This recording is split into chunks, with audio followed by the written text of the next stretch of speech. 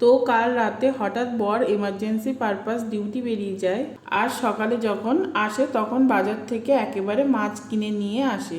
সেই জন্য আমি মাছগুলো প্রথমে ভালো করে ধুয়ে কাটতে বসে গেলাম। আর এই চিংড়ি মাছ আমার বরের খুবই প্রিয়, আর আমার প্রিয় ইলিশ মাছ। আর জানো তো আজকে সকাল থেকে আকাশটা মেঘলা, কখনো হুট করে বৃষ্টি চলে আসছে, জামা কাপড় যে একটু বাইরে শুকাতে দেবো তার উপায় নেই। আজকে ব্রেকফাস্টের জন্য বানাচ্ছি সুজির পোহা। এই বৃষ্টির ওয়েদারে মাম্মামকে আজ আর স্কুলে পাঠাবো না। এই সুজির পোহা দিয়ে তিনজনে ব্রেকফাস্ট সেরে চলে এসেছি দুপুরের রান্নার জন্য সবজি কাটতে। সমস্ত সবজির কাটাকুটি সেরে নিয়ে মাম্মামকে লেবুর রস খাইয়ে দিলাম। এরপর ওকে স্নান করানোর জন্য ছাদে এনেছি, আর ওকে স্নান করানো মানে নিজেও স্নান হয়ে যাওয়া। জল ঘাটতে যে এত ভালোবাসে সে আর কি বলবো।